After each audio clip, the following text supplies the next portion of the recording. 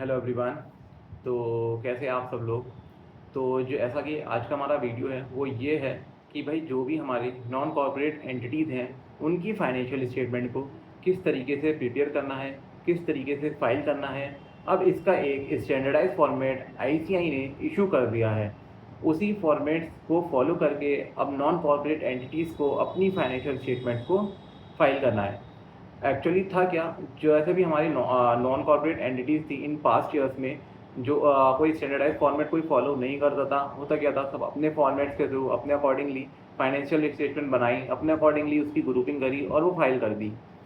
तो जब मार्केट में एक स्टैंडर्डाइज फॉर्मेट नहीं है तो उसे फाइनेंशियल स्टेटमेंट को रीड करने में दिक्कत आती थी।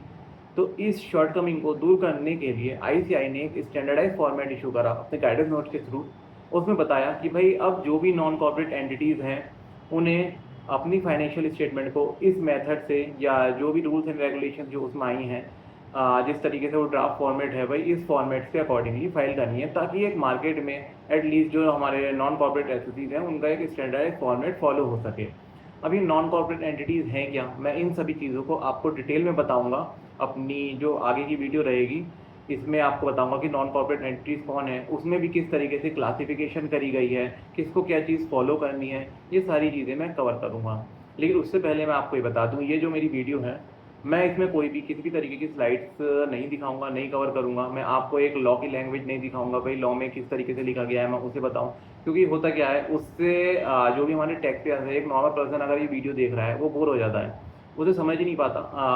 अगर मैं स्लाइड वगैरह ये सारी शेयर करूँ तो भाई इसमें क्या चल रहा है, क्या लिखा हुआ है, इससे अच्छा बेटर ये है कि मैं आपको एक लेमैन लैंग्वेज में ये सारी चीज़ें बताऊंगा, ताकि जो हमारे प्रोफेशनल्स हैं, देखिए लेमैन लैंग्वेज में बताऊंगा तो हमारे प्रोफेशनल्स हैं वो भी समझ पाएंगे मैं कहना क्या चाह रहा हूँ, और उन्हें फर्दर डिटेल कुछ चाहिए होगा तो वो अपने गूगल पे जाके अपने सब चीज़ें जाके चेक कर सकते हैं। और जो हमारे नॉर्मल टैक्स पेयर्स हैं वो मेरी डायरेक्टली वीडियो को ऐसे जिस तरीके से मैं एलोबरेट करूँगा वो मेरी वीडियो को समझ पाएंगे। तो था क्या, जो भी हमारे नॉन कॉर्पोरेट एंटिटीज़ हैं, अब नॉन कॉर्पोरेट एंटिटीज़ में क्या आएंगे, नॉन कॉर्पोरेट एंटिटीज़ में आएंगे जैसे कि मैं और आप हो गए। आपको जीएसटी रजिस्ट्रेशन रिक्वायरमेंट की ज़रूरत थी, आपका टर्नओवर 40 लाख से ऊपर था, आपने रजिस्ट्रेशन ले लिया, ठीक है। अब in the first year, within first year आपका टर्नओवर क्रॉस कर जाता है 1 करोड़ से ऊपर, आप ऑडिट में कवर हो जाते हैं। सीधा सीधा ऐसा मानिए, जो भी आपका टर्नओवर रहा हो, आप एक सोल प्रोप्राइटर हैं, या आपने एक पार्टनरशिप फर्म खोली, या फिर आपने एक लिमिटेड लाइबिलिटी पार्टनरशिप खोल ली। अब इसमें कोई स्टैंडर्डाइज फॉर्मेट पहले फॉलो नहीं होता था, और आपका टर्नओवर क्रॉस कर गया 1 करोड़ से ऊपर और आप ऑडिट्स में कवर हो गए हैं, एक्सेप्ट टू सर्टेन एक्सेप्शन, ठीक है। अब उस केस में अब आपकी जो फाइनेंशियल स्टेटमेंट्स हैं वो कौन से स्टैंडर्डाइज फॉर्मेट से बनेंगी, किस तरीके से बनेंगी, क्योंकि कॉर्पोरेट एसोसीज जो हमारी कंपनीज होती हैं उनके लिए पहले से ही भाई एक रेगुलेट करा हुआ है, एक सिस्टमेटिक फॉर्मेट है, उनकी फॉर्मेट उसी फॉर्मेट के अकॉर्डिंगली उनकी फाइनेंशियल स्टेटमेंट फाइल होती है, वही सारी चीज़ें कवर होती हैं। तो अब इसी तरीके से हमारी जो नॉन कॉर्पोरेट एंटिटीज़ हैं उनके लिए भी एक सिस्टमेटिक फॉर्मेट इशू करा गया। तो इसमें था क्या, अब इसमें जो हमारी नॉन कॉर्पोरेट एंटिटीज़ हैं इसमें 4 लेवल्स डिवाइड करे गए, लेवल 1, लेवल 2, लेवल 3 और लेवल 4। अब इस लेवल में कौन कौन से एसएससीज कवर हैं, देखिए जो बड़ी एंटिटीज़ हैं जो लेवल 1 में कवर होंगी, मैं ज़्यादा उसमें डिटेल में नहीं बताऊंगा क्योंकि उनके टर्नओवर का क्राइटेरिया, बोरोइंग्स का क्राइटेरिया, ये पेड अप कैपिटल का क्राइटेरिया, ये काफ़ी ज़्यादा है, मोर देन 250 करोड़ का टर्नओवर है। तो मैं मानता हूँ जो इतनी बड़ी एंटिटीज़ होती हैं तो उनके ऑलरेडी सीए हायर होते हैं, वो उन्हें गाइड करते हैं टाइम टू टाइम, उन्हें सारी चीज़ें पता होती हैं। अब जो हमारे स्मॉल टैक्स पेयर्स होते हैं जिनका टर्नओवर कम है, 1 करोड़, 5 करोड़, 10 करोड़, 50 करोड़, ये हमारे स्मॉल टैक्स पेयर्स में आते हैं। इन्हें कोई ऐसा नहीं है कि कोई गाइड करे रेगुलरली कि भाई आपकी फाइनेंशियल स्टेटमेंट अब ऐसे प्रिपेयर होनी है। तो मेरा मेन फोकस जो रहेगा वो इन्हीं एंटिटीज़ पे रहेगा कि मैं उन्हें एक गाइडेंस दे पाऊँ कि भाई आपकी जो फाइनेंशियल स्टेटमेंट है एटलीस्ट आप इसके अकॉर्डिंगली प्रिपेयर करें, जो आईसीआई ने गाइडेंस नोट इशू करे हैं। और जो हमारे प्रोफेशनल ये वीडियो देख रहे हैं अगर उन्हें भी नहीं पता हो, मैं मानता हूँ कि उन्हें पता होगा क्योंकि वो तो सारी अपडेट्स सब चीज़ें जो है चेक करते रहते हैं, फिर भी नहीं पता हो तो आप इस वीडियो को देखिए। मैं एक सिंपल लैंग्वेज में आपको बताऊंगा कि किस तरीके से हमारे प्रोफेशनल्स को भी आगे जो नॉन कॉर्पोरेट एंटिटीज़ हैं उनके लिए कौन सा फॉर्मेट फॉलो करना है। तो एक आईसीआई के गाइडेंस नोट अगर आप चेक करेंगे उसमें एक फॉर्मेट दिया गया है, उस फॉर्मेट को कम्प्लीटली इस तरीके से ड्राफ्ट करा गया है कि भाई जैसे हमारा कंपनीज का फॉर्मेट होता था उसी तरीके से अब नॉन कॉर्पोरेट एंटिटीज़ में भी वही फॉर्मेट फॉलो होगा।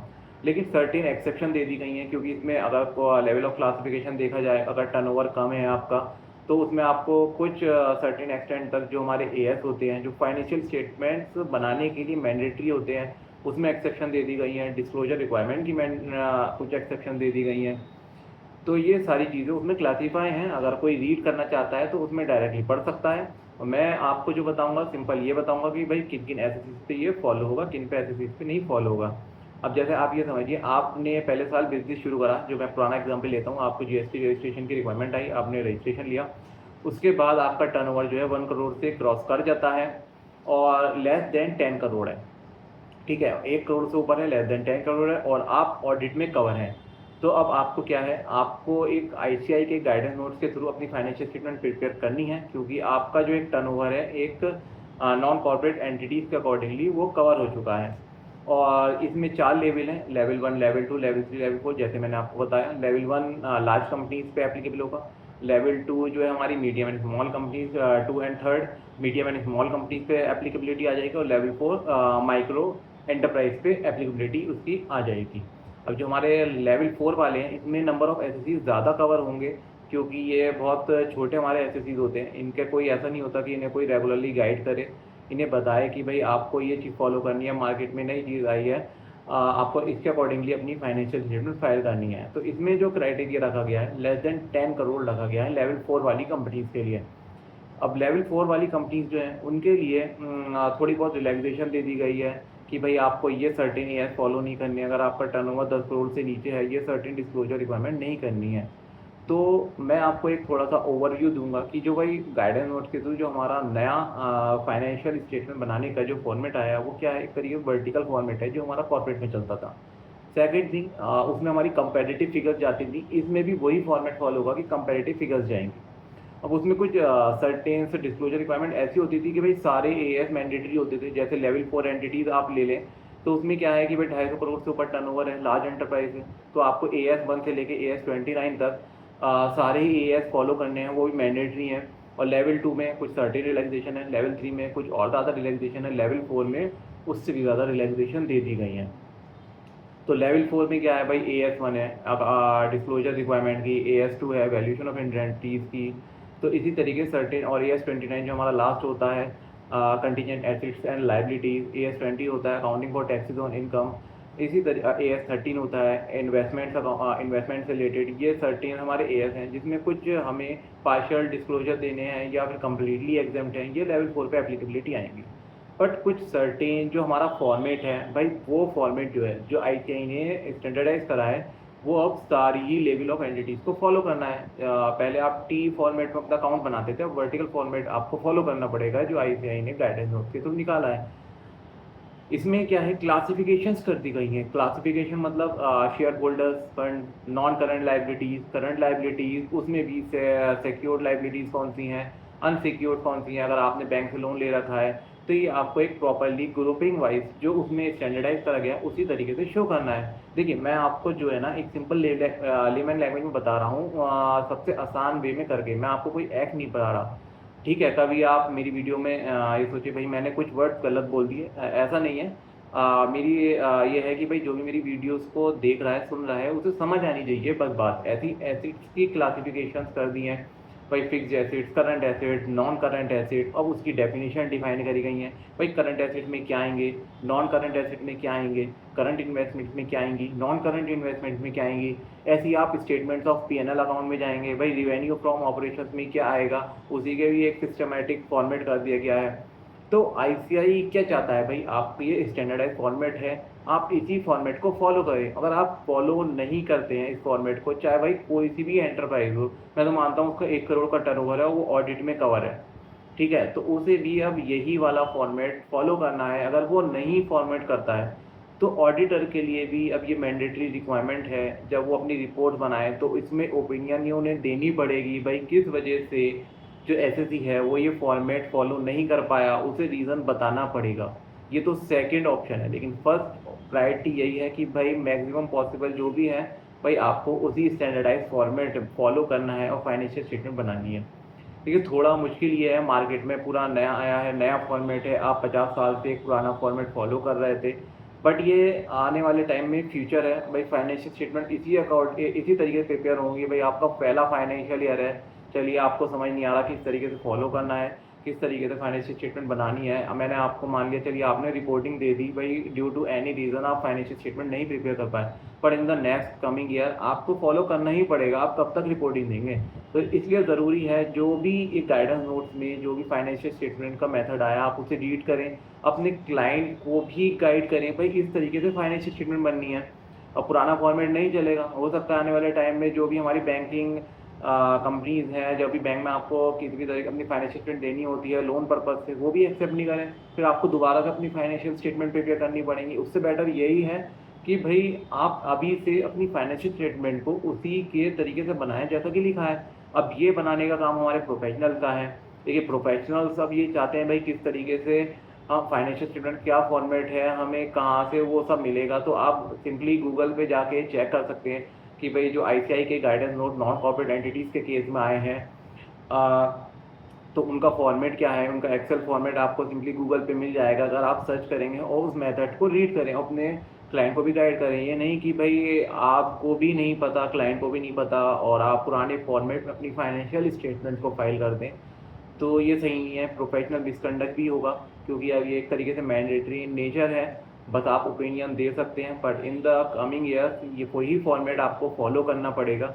और जो हमारे क्लाइंट्स हैं, मैं उनसे भी ये कहना चाहूँगा, अगर मैं वीडियो ये देख रहे हैं जो भी हमारे टैक्स पेयर्स हैं, देखिए अब जो नया फॉर्मेट आता है, मार्केट में चेंजेस आती हैं, वर्किंग बढ़ जाती है। पहले क्या था, आपका एक सिंपल फॉर्मेट चल रहा है भाई, एक टी फॉर्मेट चल रहा है, आपको एक ही साल की फिगर्स देनी है तो ठीक है, ऑडिट फाइल हो गया। अब जब फॉर्मेट चेंज हुआ, कंपैरेटिव फिगर्स देनी है तो 2 साल की फिगर देनी है, उसमें भी नोट्स टू अकाउंट देने हैं, पॉलिसीज डिस्क्लोजर करना, जाहिर सी बात है वर्किंग बढ़ती है। अब जब वर्किंग बढ़ती है तो भाई फीस भी मार्केट में बढ़ती है, ये भी आपको देखना पड़ेगा। अब कोई अगर सामने वाला अगर फीस कम ले रहा है या आप उसे प्रेशर कर रहे हैं भाई इतनी फीस में आप काम करके दें, तो भाई सामने वाला भी जो रिक्वायरमेंट्स है वो फुलफिल नहीं कर पाता है, उस तरीके से फाइनेंशियल स्टेटमेंट नहीं प्रिपेयर कर पाता है। तो मैं हर किसी के लिए ये कहूँगा भाई जो भी फाइनेंशियल स्टेटमेंट है उसे उसी फॉर्मेट में बनाएं जो भाई आईसीआई ने रेगुलेट करे हैं। देखिए मार्केट में थोड़ी बहुत फीस जो है इंक्रीज़ होगी, क्योंकि परफॉर्मा इंक्रीज़ हो रहा है, कंपेरेटिव फिगर्स जा रही हैं, वर्किंग ज़्यादा बढ़ रही है। तो इस चीज़ को भी हर किसी को समझने की ज़रूरत है। तो इस वीडियो में बस मुझे यही एट द एंड ये कवर करना था कि जो भी मेरी वीडियो देख रहे हैं वो ये समझें कि अब जो फाइनेंशियल स्टेटमेंट बनेगी, हमारी पार्टनरशिप फर्म, हमारी सोल प्रोप्राइटरशिप जो कि स्मॉल एंटिटीज़ हैं, जो भी हमारी लिमिटेड लाइबिलिटी पार्टनरशिप, उनका भी एक स्टैंडर्डाइज फॉर्मेट है। उस फॉर्मेट को आपको फॉलो करना है, अपनी फाइनेंशियल स्टेटमेंट को प्रिपेयर करना है। अगर आप प्रिपेयर नहीं करेंगे इन द अपकमिंग ईयर्स, आपको कंसिक्वेंसेस देखनी पड़ेंगी। और इस वीडियो से रिलेटेड अगर आपको कोई भी क्वेरी हो तो आप मुझे कमेंट कर सकते हैं, पिन कर सकते हैं, मैं आपको कमेंट सेक्शन में रिप्लाई कर दूंगा। और इसके अलावा अगर आपको कोई भी स्लाइड्स वगैरह अगर चाहिए हो तो वो भी आप मुझसे कह सकते हैं, मैं आपको वो भी प्रोवाइड कर सकता हूँ। और उससे बेटर ये है कि मैं आपको खुद से रिकमेंड करूँगा आप थोड़ा खुद से रीड करें, जो भी हमारे प्रोफेशनल्स हैं उसे पढ़ें, समझें भाई क्या क्या रिक्वायरमेंट है। क्योंकि मैं वीडियो इसलिए नहीं बना रहा हूँ कि मैं आपको एक एक चीज़ बताऊँ कि भाई क्या कौन से लेवल ऑफ एंटिटीज़ के लिए कौन से ऐसे एप्लीकेबल होंगे। मेरा इस वीडियो को बनाने का ये मोटिव नहीं है, ना मैंने कोई स्लाइड शेयर करी है, बस आपको कम्युनिकेट करना है भाई आने वाले टाइम में हमें इस तरीके से अपनी फाइनेंशियल स्टेटमेंट बनानी पड़ेगी। ठीक है, अगर आपको मेरी ये वीडियो पसंद आई हो तो मेरी वीडियो को लाइक करें, सब्सक्राइब करें और इसी तरीके की अपडेट्स पाने के लिए चैनल को फॉलो भी कर लें। मैं आपको डेली कुछ ना कुछ अपडेट्स लाता रहूँगा अपने चैनल पे, जो भी चेंजेस आ रही हैं, और एक लेमैन लैंग्वेज में सिंपली बताने की कोशिश करूँगा कि भाई आपका हमारे जो मार्केट में जो हमारा इनकम टैक्स है, हमारा जीएसटी है, हमारा जो अकाउंट है, हमारे एएस है, कि भाई किस तरीके से क्या चेंजेस आ रही है, हमें कैसे फॉलो करनी है। Thank you, bye bye.